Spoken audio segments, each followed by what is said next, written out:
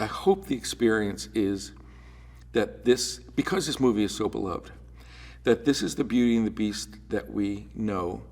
And oh my God, I always wondered about that or that or that, answering questions that you may not have even realized you had, you know, about Belle and about the Beast specifically, and about how they got to be who they are and where they are, you know.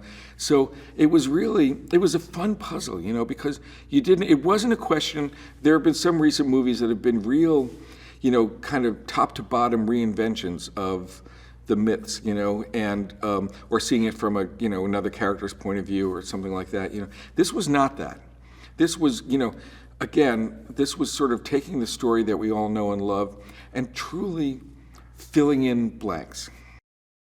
The Beast, that was a very, very complicated and challenging process because, you know, we know these CG, you know, creatures it's been remarkable what's happened over the years. You know, you start with Gollum and then you get to those incredible characters in Planet of the Apes. However, this was yet a sort of a next step that needed to be reached because he is the lead of the movie. He's the romantic lead of the movie. He's the emotional center of the movie, and he has to sing a song, you know?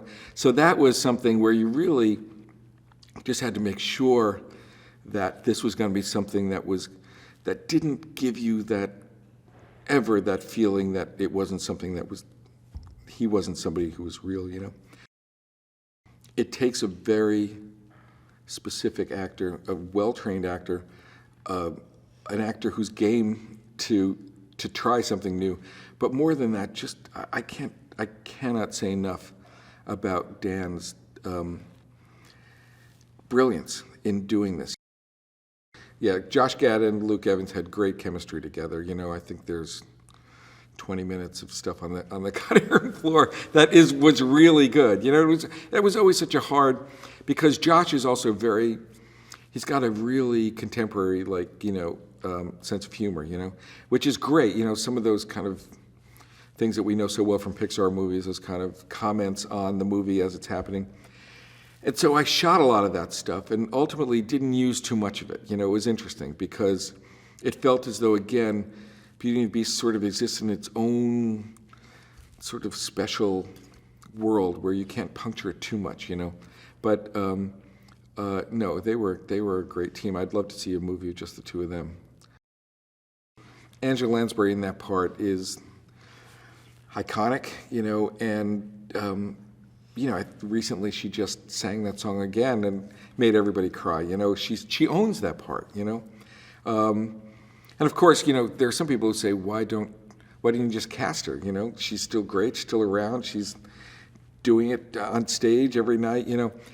And the only reason not to, honestly, was that because it's, again, a realistic photoreal, you know, telling of this, that at the end she has a son who is a young boy, and that just stretching a little bit. But it did feel as though who in our world has that same kind of warmth and connection to an audience and history with an audience. And it felt like Emma Thompson is that person. With Cogsworth, I've done a few movies with Ian McKellen. You know, we have a very special connection. And I knew he'd always wanted to do a musical. He'd come close a few times. B, I knew how funny he is. And I think his favorite performer is Jackie Gleason, which is not what anybody would expect, you know. So and specifically this kind of, not pantomime, but this kind of broader musical comedy style. It's something he hasn't worked in so much in film. I mean, he's done things on stage, you know, like that.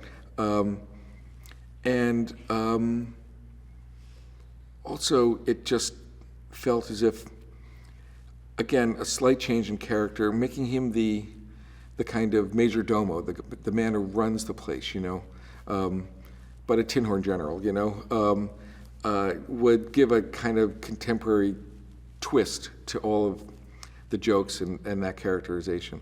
So again, so thrilled when he agreed to do it. And Ewan McGregor, you know what it is? Again, a slightly different Lumiere. You know, I think as invented and brilliantly, you know, it was, you know, he was more Chevalier, you know, he was the great French boulevardier, you know, performer. And Ewan, again, gives a slightly younger twist to that. You know, there is a bit of that Moulin Rouge kind of joy that he brings to this. And that's kind of why I thought of him. I think there's something so infectious, again, that great pleasure in performing that he has. And he has what we know is the most well-known number in this score, Be Our Guest. And it really was, who can put that over? Who can really sell that, you know, in a way, as you say, Jerry Orbach, who was a, you know, just such a great Broadway showman. Who in our movie culture could do that now? One of the challenges was that so many scenes take place between actors like Emma Watson, who are playing Belle, and other actors like Ian McKellen, who are playing Cogsworth, who actually aren't there on the day that you shoot the movie, you know? And I do think that there's a sense when you watch a movie of a real connection between them. Part of that was that we rehearsed all together so that they got to play off of each other before we actually shot it. And Emma had already played off of the real actor, you know. Then we record it and we play those recordings on the set. We do previs so that I can show to the actors exactly what that character is going to look like in the shot that we're shooting. And then when we're there, we either have little puppets that represent the actors as the household staff as they move, sometimes little objects with lights on them, you know. So there are a whole array of things that serve to accomplish the same goal, which is make it feel as real as possible, you know. I have to say, just start with the fact that Alan is so generous, you know. I mean, my God, I was filled with so many ideas and things I wanted to play with, and for him, it's all new and exciting, you know, and he's so alive with, you know, possibilities and melodies, my God, you know. He just dove right in, and not only writing these 3 new songs, but also rethinking some of the old ones, and then writing this, I think it's 80-minute score, you know, spectacular, huge, contemporary movie score, you know, with a lot of new music there. It was thrilling and inspiring to work with him and to see just how alive this is for him. I just can't tell you how thrilling and inspiring it was to work with Alan Menken. Hey Lisa, here with some behind the scenes facts for you. The character of Gollum in Lord of the Rings was digitally created by using 13 cameras pointed at different sensors attached to actor Andy Serkis's costume. Now the high-speed Phantom camera used in The Hurt Locker from 2008 had a capability of 2,000 frames per second. Now keep up to date with all the latest releases by subscribing to our channel and checking the notification bell. See you next time.